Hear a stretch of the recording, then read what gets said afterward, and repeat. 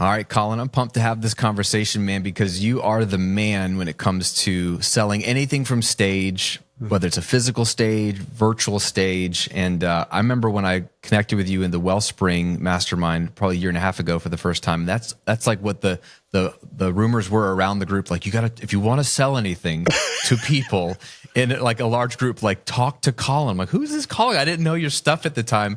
And then now, obviously, come to find out that it's like Amy Porterfield and Jenna Kutcher and all these people, Anthony O'Neill, are coming to you to help them with their presentations, with their webinars, with their pitching from stage. And like you're like the guy to do it. And you're also a gentleman of a person, family guy, love everything about how you run your family and your business. And so I know this is gonna be a tactical conversation, but also it's coming from a person that I trust and respect and love. So I'm pumped to have you on the show, brother.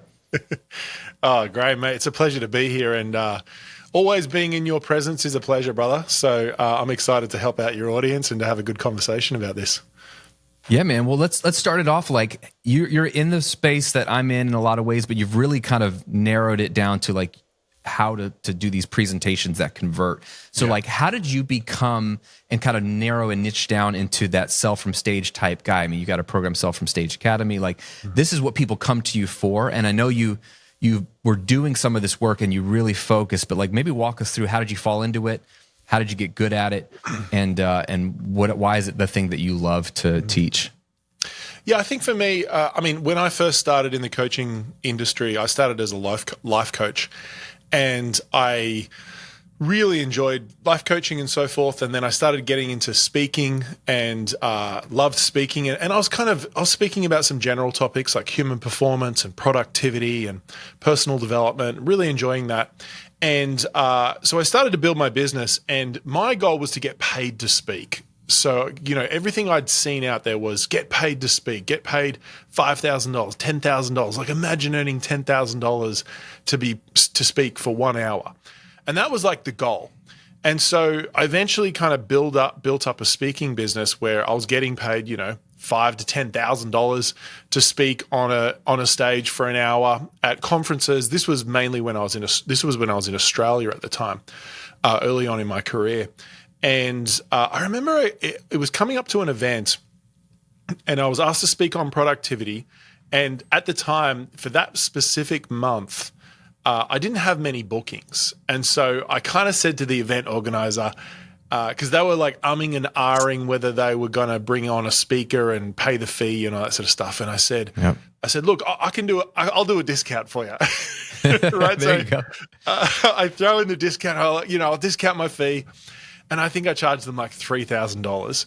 And then as soon as I got into it, I realized I was like, they made me do like it was like a draft presentation. I'd never had to do one before. They actually made it was so weird, right? So I'm doing this draft presentation, and I'm thinking in my head, this is the worst decision ever. Not only am I charging like half my fee or a quarter of my fee at the time almost.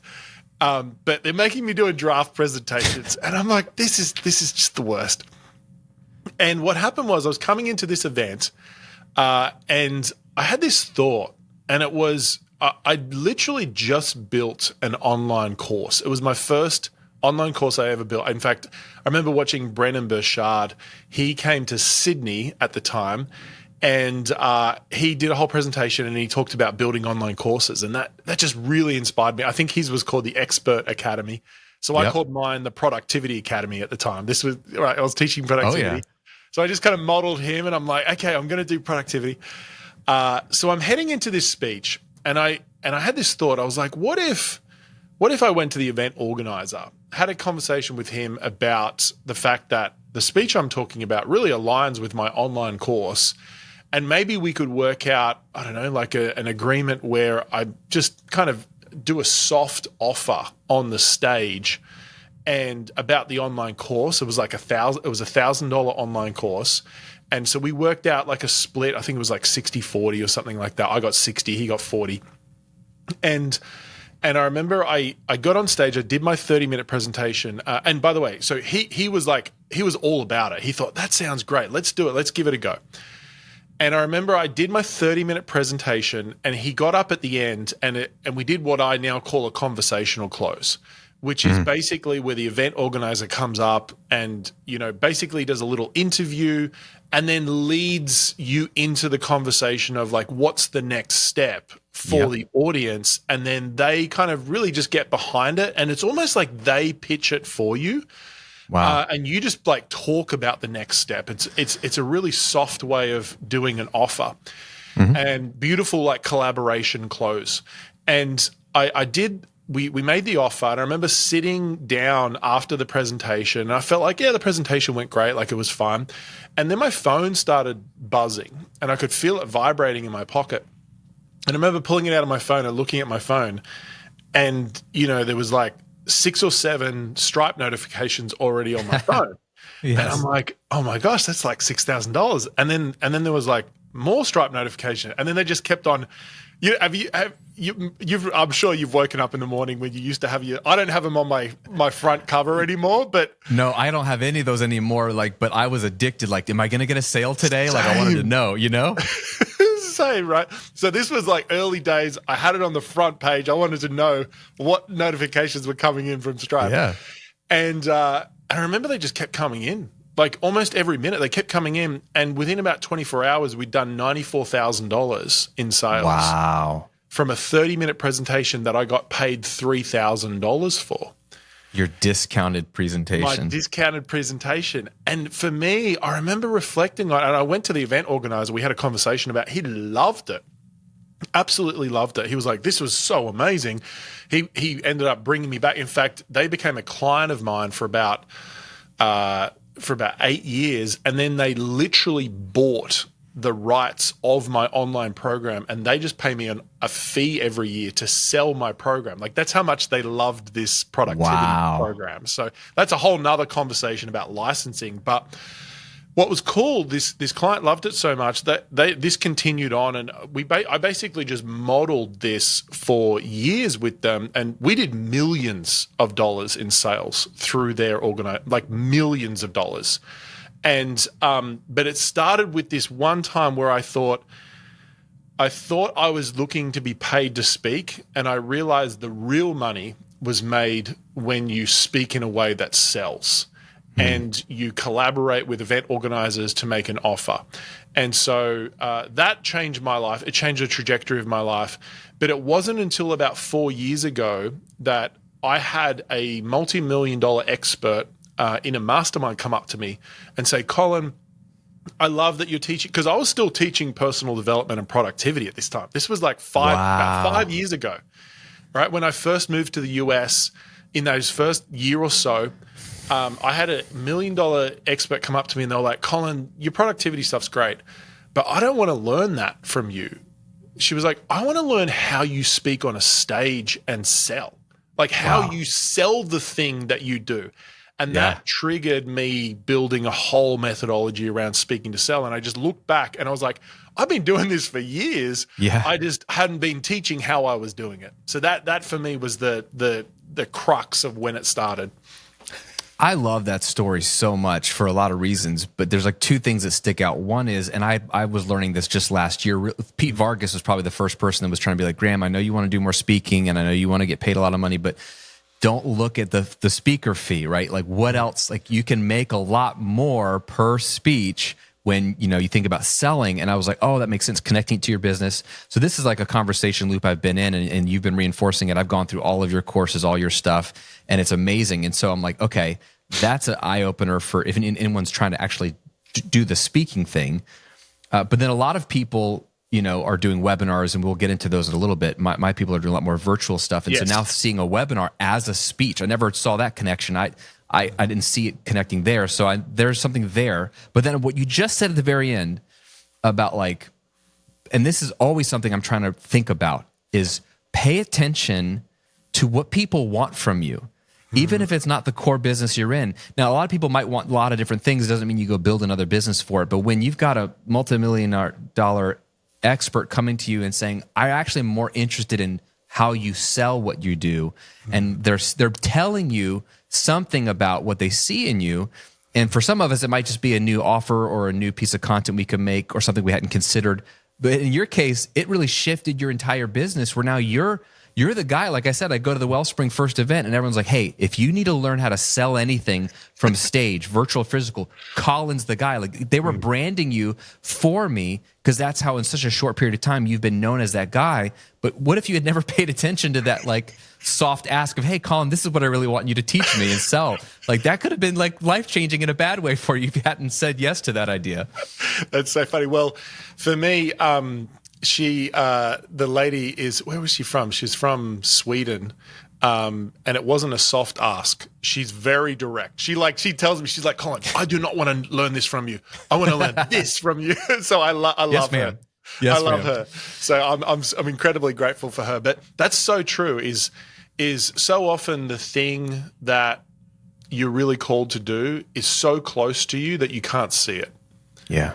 And I know I speak to a lot of my clients about discovering their message, and a lot of the time it does need someone external to show what's right in front of you.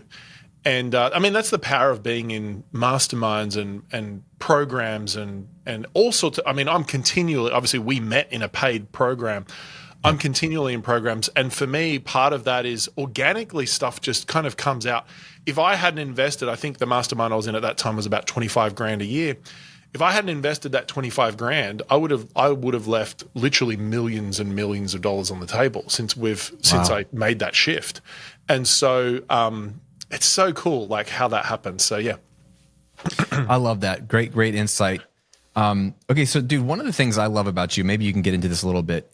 I learned this from you, something you call the conversion story. Yeah. And you have a program, the conversion story formula, which is insane and it's mega cheap and so worth hundreds of times what you pay for it. But Yeah. but there was this distinction. The reason I bought it was because not only I've heard you're amazing, but like you made this distinction between what you call a conversion story and an origin story, and how powerful the story you tell in your presentations is for when you get to the actual offer. Can you just kind of tee up a little bit, cast some vision for what is your conversion story and why is that different, and maybe what's a mistake people are making when they're telling their story, whether it's in a traditional keynote or at the beginning of a webinar, like basically why you should listen to me, et cetera, et cetera. So like, because this is, I think, a powerful concept. Yeah, so I mean, everyone knows the idea of, hey, you should tell your story or some sort of introduction about who you are at the front of your presentation, whether it's a webinar or a live presentation. You know, you've got a slide about you. This is about me. And what most people do is they tell the wrong type of story. And so what happened was, this was several years ago. I watch and study a lot of presentations and a lot of the top speakers. I watch their webinars. I opt into their stuff just to kind of notice what they're doing and watching what they're doing. And I noticed that there was a certain type of story that when someone told it, it created a natural draw for me to want to work with them. And I noticed that there were some people who told their kind of their origin story, which is a lot to do with who they are, their credibility, kind of why they got into doing what they're doing. It's very much kind of just about some details about them and what they do and who they are and their credibility. And that's all right, but it's kind of boring. And it also doesn't really draw me towards wanting to work with them. It creates some credibility and some trust, which is good. But what I realized was that there were some people who didn't just tell their origin story, they told what I now call a conversion story. And the conversion story, the distinction is that a conversion story is the story that when you tell it, it creates a natural desire for the audience to want to not just work with you, but follow the path that you can take them on. And so a conversion story answers 3 questions. The first question is, are you like me? And so that first question must be answered usually at the front end of the story. So you're going to tell a story where the audience in your story, they see themselves in your story. So emotionally you connect with them. The way you communicate really allows them to enter your story and they go, wow, even though this person may not have grown up exactly like me, they may not be the same gender, race, culture as me, but there's something about them where it's like, this person gets me. They get my struggle. They get what it's like to go through struggle, to have challenge, to have difficulty, to have frustration. Like, they get me. That's the first part of your story, the first question. The second question you must answer is can you lead me? And so your story has to articulate clearly that you're good at what you do, you've got some credibility, you've got some achievement behind you, and that's the second question you must answer in your story. And the third question, which is like the real secret sauce, is there a path that I can follow? And that is where you align what I call the core premise, the core premise with the story. And so your core premise has to align with those two other elements. And when you get this combination of, are you like me? Can you lead me? And is there a really specific path that I could follow to get the result that you've got, kind of thing? Like, it's very clear. All of a sudden it leads to a sense of conversion where they go, wow, I would love to follow you, listen to you, and learn from you to move forward in this area. That's so powerful. Yeah, thank you for summing that up. I think you've got like a lot of issues here for people that are, let's say, just doing a webinar, for example. We know we're so focused on the stuff we're going to teach, and hopefully, if you have a soul, you actually want to teach some good stuff so that it's not a giant sales pitch for 45 minutes. Like, they actually can walk away, feel like I learned something. So you're so focused on making sure I provide value. And then you're probably nervous about the pitch at the end, that you don't spend a lot of time at the beginning, I imagine, with the storytelling. And so you either go one of two ways, where you either overcompensate out of fear of like, look at how great I am, and it's just tons of credibility boosting, which is, okay, you're credible, but it looks like a love me wall a little too much. So or you underplay it because you're like, depending on your personality, I don't want to brag about myself. I want this to be about them. And so they don't see any credibility or have any of that setup work. Because what you're talking about, and maybe correct me if I'm wrong, Colin, is you're doing some of the heavy lifting of your selling on the front end just when you're telling your story, so that by the time you get to the end of the presentation where you're offering them a next step, if they want to work with you or buy your program or do something, it's not actually that much work, because you've already established, like you said, you know what they're like because you're like them, but you can actually lead them because you've already seen some breakthrough, and there is a path to follow, and they've already sort of agreed subtly with your core premise because it's true for your story. They're like, oh yeah, I remember that for him. That by the time you're pitching it, they're like, this makes so much sense. So like, it seems to me that people are missing out on a huge opportunity to make the selling part, which is the part my clients are so afraid of, much easier. Yeah. So what you're describing there, and that you've articulated extremely well, is this idea of content to offer congruency. And so the mistake that people make when they build presentations where they want to sell is the content they teach doesn't naturally align with the offer. And so what people do is they tend to go one of two ways. They teach lots of how-to content. So they go to their course and they go, what's some really cool content that I can teach in my webinar, so that when people see it, they go, wow, this is so valuable and I got this for free. Imagine what I get when I pay, right? That's like one kind of way of thinking about it.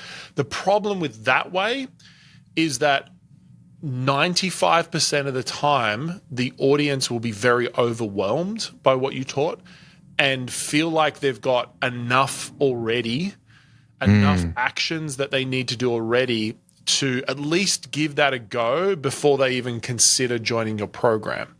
Wow. And so if you've ever ran a webinar before where you get lots of nice comments and people go, that was amazing, so helpful, let me just work on what you've given me, and then I'll come back and check out your program maybe next time. And so that's nice, but it also it doesn't grow your business. And it's also one of the problems with it is that it doesn't really help the person. The reason why I say that is, like, I'm sure, Graham, you've had people who have picked your brain before, right? They say, hey, Graham, can I pick your brain? Like, think about someone in your area maybe a friend, or usually like an old friend or something. They're like, or an acquaintance at like a business event that you meet randomly. They're, can I take you out for coffee and pick your brain? And you go out for coffee and they pick your brain for 2 hours. You give them everything, like all the steps, all the how-to, and then you see them maybe like 2 months later and you're like, how'd you go with everything I told you? And they go, I haven't had a chance to do any of it yet. Yeah. I'll get around to it. It's like, they're not going to do any of it, right? No. And that's because they actually didn't need the how-to. What they needed was commitment. And so the goal of a great presentation is to increase commitment, not to overwhelm them with content. Wow. But so what unpack you must that. Sorry, say that again. Oh, sorry, I didn't mean to interrupt you, but unpack that a little bit. When you say increase commitment. The goal of a presentation that sells is to move people to a place of decision. Mm-hmm. Now, one of the I talked about before, I said people go one of two extremes. They go either lots of how-to content and they overwhelm the audience. They get really nice comments, but like basically no sales or very little sales. Or they go super extreme, like just sales driven, where there's no value in the content and people just feel like really pushed into a sale. Now, one thing I will say is if you do that, you actually will get sales. The problem is you'll get refund requests from people. Yeah. And you'll feel really incongruent. The audience will probably not give you nice comments, and it just kind of feels a bit icky for everyone, right? And so the challenge is so what do we do? Like how do we do this well? And that for me has been my biggest question. And for me, what it comes down to is providing such good content conceptually that the audience walks away and goes, that was incredibly valuable, but doesn't overwhelm them with too many tactical things that they feel like they've got 100 things to do before they take the course. And so what I mean by that is, if you watch a great TED Talk, not many TED Talks have tactical advice. Like they don't go, the first step you must do is this. The second step is this. The third, because the goal is to share ideas that change the world. It's to share an idea that is so valuable, so insightful, that you don't even need the tactical to feel like you got value. And so the misunderstanding that people make, that content creators make, is that they think the only currency of value is how-to content. But it's not. It actually hamstrings your business from growing. And so there's so many different types of content you can provide that also provides value. Like, for example, you can provide a piece of content that changes the way they view a topic.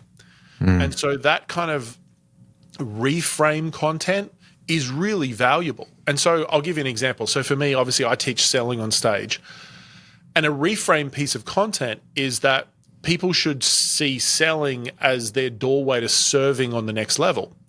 And so people feel really uncomfortable about selling. They feel uncomfortable about making the offer.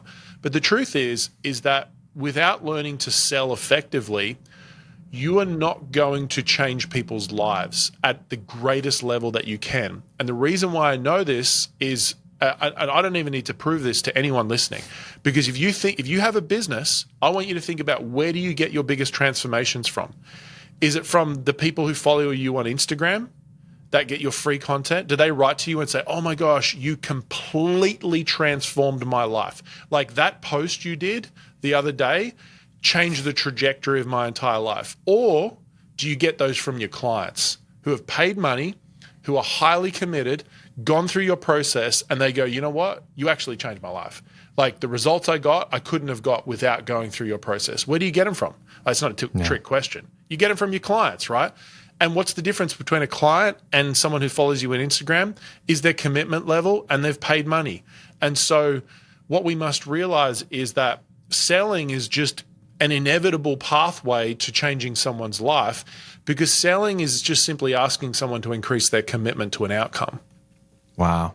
That's a great line right there. Selling is just an invitation for people to increase their commitment to an outcome. Yeah. And money is a currency of that commitment. Yes. And so rather than seeing money as something that's like uncomfortable and weird and pushy and icky, like just see money is just a representation of someone saying, I am putting this amount of commitment towards this outcome. And so money just represents commitment. Now, and there's a few currencies of commitment. There's money, which is one of the cleanest currencies of commitment. You can identify the level of commitment by the level of money. Another currency of commitment is time. So if you're running a beta and you've never made the offer before, then that's what you're really asking for a lot of the time. You're asking for their time, not for a whole lot of money. When I launched my academy, I charged like 10% of the price of the program that it is now, because I didn't know how it was going to go. So I asked for time was their commitment, and that's what they committed to. And another currency is just energy, like just that, like energetically showing up. It's that commitment of like doing something. So they're the three currencies: time, money, and energy. But money, like I said, money is just a currency of commitment that you're asking for people. Hey, friend, we'll get back to the episode in just a moment. Real quick, I hope you're enjoying the episode. And if so, please share it with somebody that needs to hear this episode today. It would mean so much to me. Also, I want to give you a gift for hanging out with me today. I want to give you my free $1 million life-giving business formula on-demand training. Inside of this less than 60-minute training, it will help you uncover your uniqueness to build a 7-figure boutique brand without burning out. This is some of my favorite material. These are the things that I'm taking my private clients through, but I want to share them with you in this free training. So if you've already built your business, but it's not giving you life, it's taking life from you, this is the training for you. It's absolutely free. Just go to grahamcochran.com/lifegiving. That's grahamcochran.com/lifegiving, all one word. And you can register for your spot right there. Now back to the episode. Yeah, that's so good. Yeah, there's just so much there. When you think about like let's just take a good webinar, for example. What do you think are like the three most important components? Like when you're building out your presentation, like you got to make sure you get these three things right. Like what should we be putting most of our attention and effort towards? Yeah, I would say first of all, I look at what's wrong with the offer.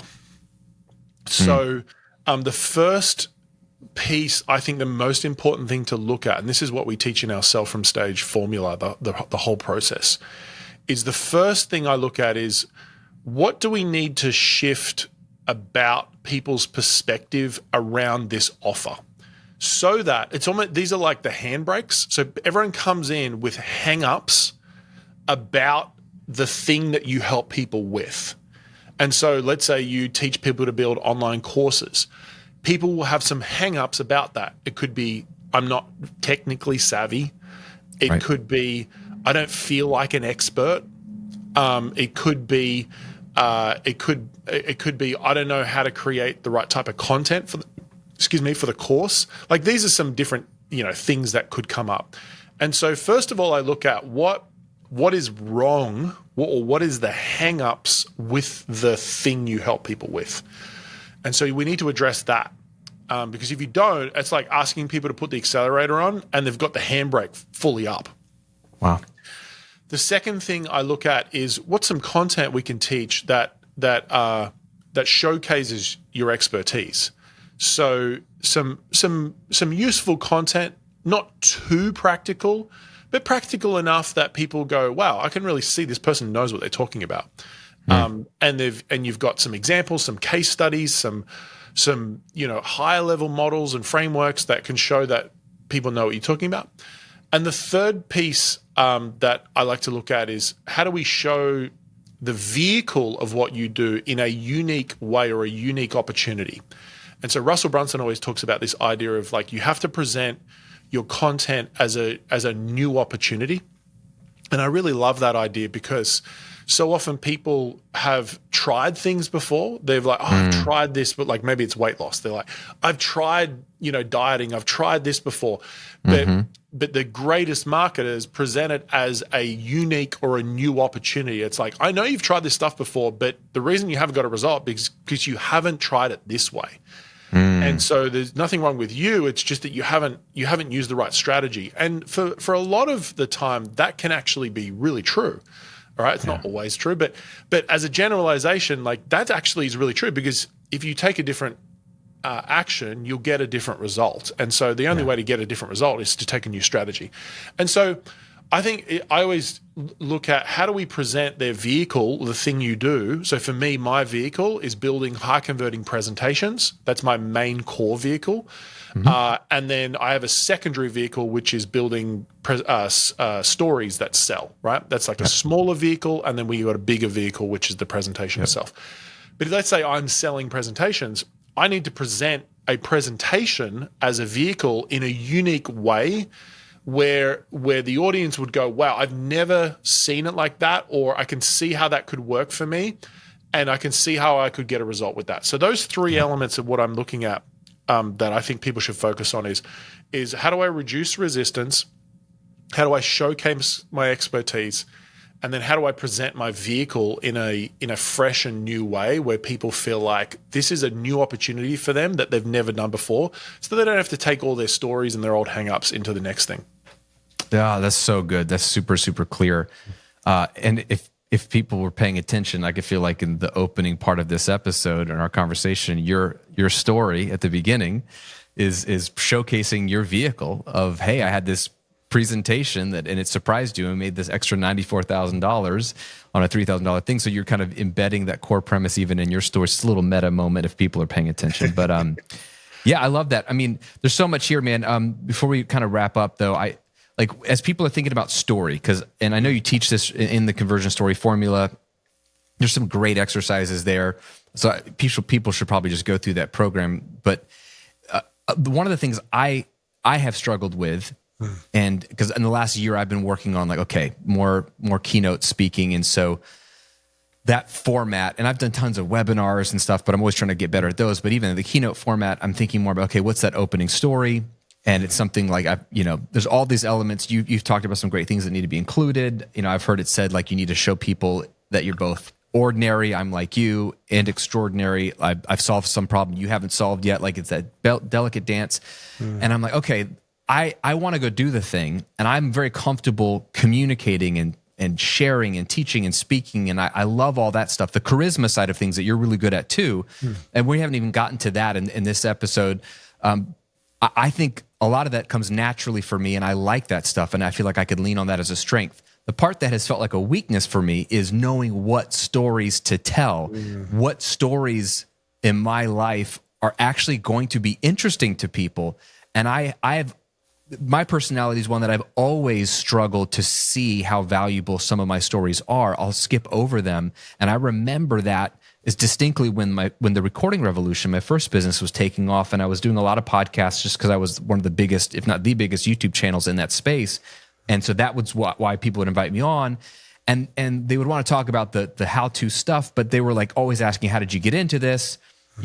And I would breeze through the part about, I moved to Tampa, I lost 2 jobs, I was on food stamps for 18 months. Like, I'd never told that story, and I would breeze through it if I did tell it. And I remember one conversation with one guy who was like, whoa. You were on food stamps for 18 months? Like, the government was like, you couldn't pay for groceries for a year and a half? And that's how, when you were starting this business? I was like, oh, yeah. He's like, well, how did that feel? Oh, scared out of my mind. Like, you had a wife and a baby and a mortgage. Yeah. And he was like blown away by how painful that must have felt. And I was like, I don't want to talk about myself. Like, aren't we here to talk about helping your audience do the thing they came? I don't want to waste time talking about my sob story. And I started to realize that was the thing that really connected with people and made me seem human. And I'm a slow learner when it comes to that kind of stuff, bro. So this is a long way of asking, how do you help people, AKA people like me, know what of our story is worth sharing? And how do we mine for like yeah, this could be a powerful opening story, or this could be a relatable, empathetic opening story? Like, what do we do? How do we start that process? So first of all, I love that, what people must realize is that the reason there's a few reasons a story is valuable. And for most people, or not every person, has got valuable stories. It's actually how you tell the story that makes it valuable. Oh, that's good. Because you can tell that story on food stamps and make that story about you. And you can also tell that story, that same story, but you can actually design it so it makes the story about them. And it's actually in the process you do it and how you articulate it. There's in our conversion story formula, I teach 5 principles around storytelling.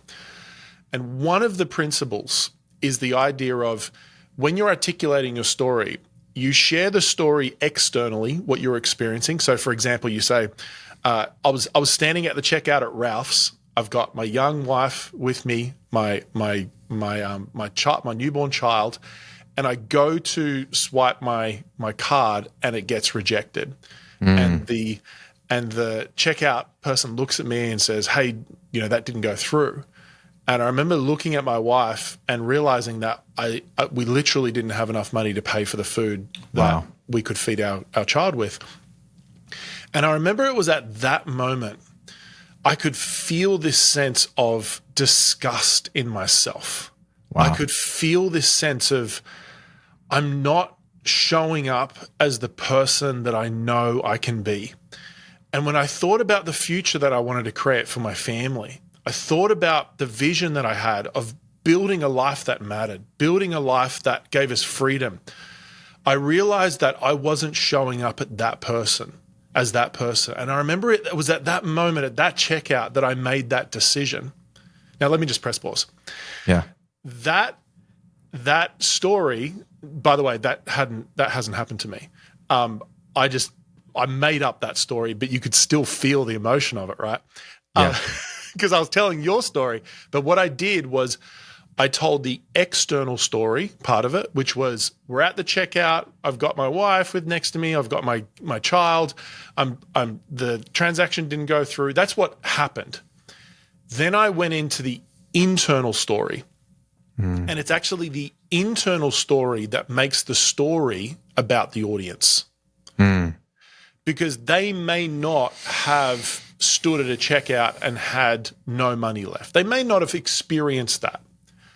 But they've probably all felt a moment in their life where they felt like they weren't living up to their potential. They almost felt a sense of disgust about who they were choosing to be at that moment, and they knew that they had a vision for their life, but they weren't showing up in comparison to that vision.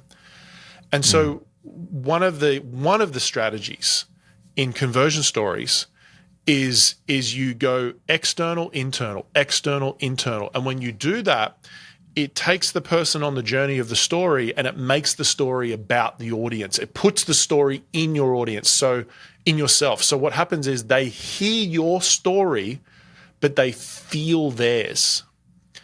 And when that happens, the story becomes valuable. And then when you tie it to a very specific concept or idea, the story turns from that was a cool story to that was a valuable story. And so it has to be tied to a key concept, which is why conversion stories become valuable, because they're tied to a key idea as opposed to just an origin story, which is a story about you. Yeah. Such a great distinction, the external to the internal. Dude, I felt it. I was like, oh man. I mean, that's actually I very. could feel it because I was imagining it. Even like right now, even though I haven't had that happen, but I was telling your story. Yeah. But I could feel it in my body, right? And you could feel the emotion even coming through the video.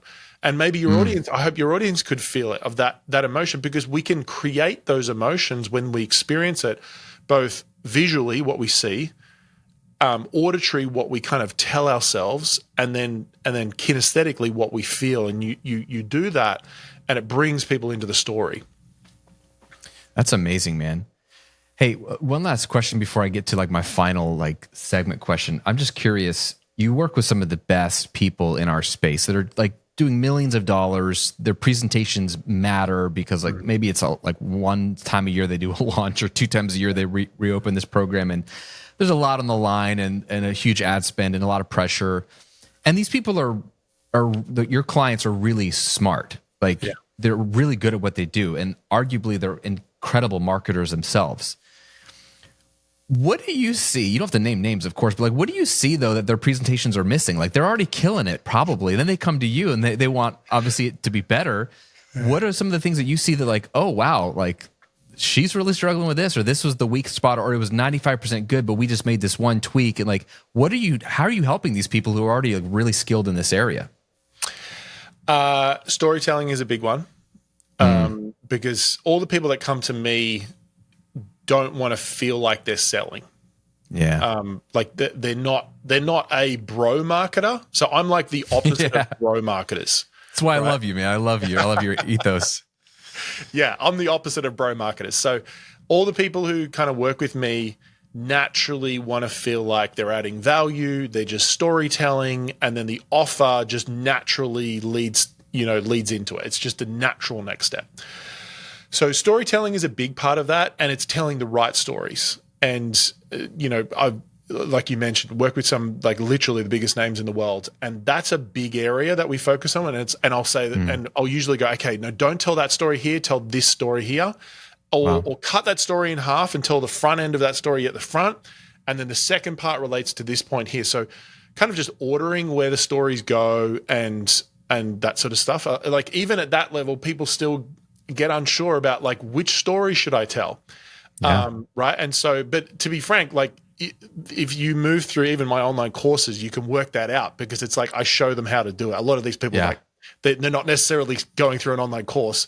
They're willing to pay the money to just go like, okay, what do we do? Just tell me what to do, Colin. Yeah, totally. They've got some big budgets. So, but that whole process is working out where the stories kind of sit. And just mainly, I think with conversion story, just starting with like, what story is my conversion story? Like, and that's a big question we answer. Another one is a lot of the time, like I've got all these mental models of what I have. And so I'll look through their presentation and I'll be like, okay, I think we could add an extra case study here that would add a lot more persuasion to that point and showcase how other people have done that. Another thing I look for is a lot of the time their offer is really strong. And that's just the case at that highest level. But a lot of the time I'm looking at the content and going, how do we align this content more effectively to the offer? And even building out some visual frameworks of going, how do we visually show what you do so that, like, for example, like maybe like a classic like quadrant. So, and this is something that we teach in Sell From Stage Academy, in fact, which is we'll look at how do we build a visual diagram, like a classic like 2x2 quadrant of where it helps to put, when you present it, it's going to feel really valuable to the audience because it's going to give them clarity, but it's going to put them in the wrong box because the goal is to be in the top right of a quadrant. Yep. And what's going to happen is when you present it, they're going to probably end up in the bottom right or the bottom left or the top left, helpful. And they're going to want to get to the top right. And that's what your program, that's what your content helps them do. And so creating visual frameworks is a big area. And then, I would say stories, case studies, asking the right questions. A lot of people don't ask questions in their presentations. And so there's a strategy that we teach called micro decisions.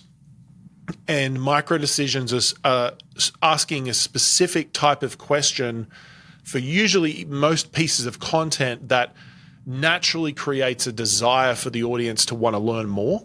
And it also closes the learning loop a bit for each point, and it helps them to transition. So I'm looking for most of them, it's like little distinctions, but if they see an increase of 3%, 4%. I just worked with someone recently. She ran some massive webinars, and we saw an increase just from webinar 1 to webinar 3 by about 3%. And I mean, that results in hundreds of thousands of dollars of more sales on each webinar.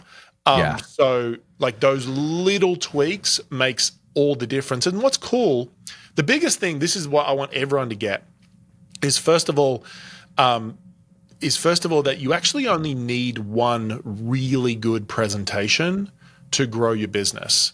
And what's cool is a lot of the time, if I'm working with some of these high-level clients, they're delivering the same presentation a couple of times a year when they're doing their promotions, and it's just little refinements each time. That's all it is. But it's essentially the same presentation. And so what's great is like you build that one asset, and it's one of the core assets for building your business. And so I think, having your core story, having that conversion story is a core asset. And then the presentation itself is like, you can just rinse and repeat it over and over again, which is really cool. That's fascinating, man. Hey, quick little question.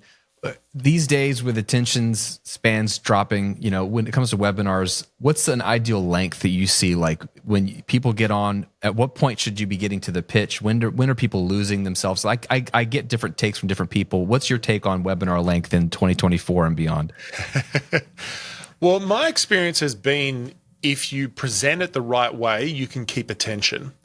The reason why people lose attention mostly is because their presentation isn't valuable, isn't captivating, isn't moving the audience along the right way. And so from a length perspective, the longer someone will stay on the webinar, the more they'll, more chance they'll convert. So I think typically a webinar, I like to look at it as a 60-minute experience. And so we're hitting the pitch at around 50 minutes. So it'll probably go to 75 minutes with Q&A kind of thing.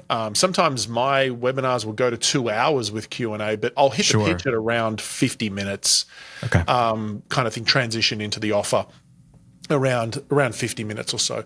I like to aim at that. But if you're going to sell a high ticket program, doing a multi-day experience where, you're giving them an hour each day or 2 hours each day over 3 days, you can sell a higher ticket program. So the longer time they spend with you, the greater threshold people have in investing in themselves, because they build that trust, they build that resonance with you, and they're ready to take the next step. So, but if you're going to sell, what I like to teach is usually if you've got a program under $2,000, that is a great one to sell on a 1 hour webinar. A 1 hour webinar under $2,000 is great to sell without a sales call. You don't need a sales call under $2,000. You could offer it as a like, if people are unsure, that's fine. If it's over 2,000, I tend to do what I call a soft sell, which is it leads to a sales call. Now you can push it to 3,000. 3,000 is probably the max on a 1 hour webinar. What I've found with over having thousands of students is like typically under $2,000, like that $19.97 price point is a beautiful price point. $997, $19.97. There's no sales call needed, and they'll just buy it. If it's over 2,000, you probably need to go to a sales call, like even a 20-minute, 15-minute sales call, and then go to the next step. But if you go to a sales call, you can sell a $10,000 offer as well. So there's really there's no threshold then when you go to a sales call. But what's cool is the presentation does all the heavy lifting, and they're ready to buy when they get on the sales call. You're just really just kind of qualifying them, making sure they're in the right next step, and then helping them take the next step. Yeah, that's so good, man. And just a good reminder, like people are thinking about numbers, like get as many people in, but you almost are weeding people out, the people that will stay with you longer. Not that you want to be long for the sake of long, but it is like qualifying people, like those really engaged people are the likely the people to convert anyway, rather 100%. Than everybody saw it. Not everyone's going to convert. So you have to keep that in mind. Yeah, you're going to get a natural drop off anyway. But if you do it well, the drop off, shouldn't be more than 15%. So let's say you got 100 people on the call, like you should have like 80 to 85 people at the pitch at least, in a good presentation. So on a live presentation, it might be a bit lower on a video, Sure. But that's kind of what I'm aiming for, around that 15% drop off, which is natural. People have stuff on, so it's fun. Yeah, that makes sense. Well, dude, this has been amazing. There's a million other questions I would ask you, but I want everyone to check out the conversion story formula. What's the best website people can check that out, or check out all your stuff, Colin? Yeah. So, if you want to build your conversion story formula, you can have that in the next 48 hours. I find people kind of go through their whole career going, what story should I tell? Like, let's just get that sorted in the next 48 hours so you know exactly what to sell. And so just conversionstoryformula.com, you can go and check that out. And it's pretty cheap. It's the price of a few California tacos. Yes, that's why I love you always say that. So I see your ads, bro. Your ads follow me around the internet. You're just sitting there having a talk. You're like, I noticed you didn't buy. I'm like, I did buy. I just have multiple accounts. Sorry about that. Sometimes no, Facebook targeting's a bit off. And it makes me hungry too. I'm like, dang it, I need some tacos now. Need some tacos, yeah. So conversionstoryformula.com. For people who want to start with a story, that's a great place to start. If people have been listening to this and they know they want to build a high converting presentation, I have a free training which takes them through the 5 core principles of building high converting presentations. And you can just go to sellfromstageacademy.com, and that's just a free training on how to do that as well, so they can check out that. Awesome. I'll put those links in the show notes. I like how you said core, like an American almost. It was pretty, instead of core. Core. The core. That was awesome. Yeah. Well done. Hey, man, let's just finish one final question. This is just a segment I do. This can be completely different. It has nothing to do with presentations, but I call it the golden rule segment, and it's real simple, hypothetical. You got 2 incredible kids, right? Imagine your kids forget everything you've ever taught them, except for one piece of advice that you guys taught your kids that they actually would carry with them for the rest of their lives, a lot like a golden rule. What would you want that advice to be? I would say for me, the biggest thing is be integrate with your word. I feel like that is the cornerstone of building confidence, of building trust with others, trust with yourself. Self-integrity for me is the cornerstone principle of building a powerful, profitable, valuable life. And so that's probably what I would say to them. That's beautiful. Yeah. Colin, this has been amazing, bro. Thanks for just bringing the heat and just bringing so much value and like shifting so much of our mindset on this.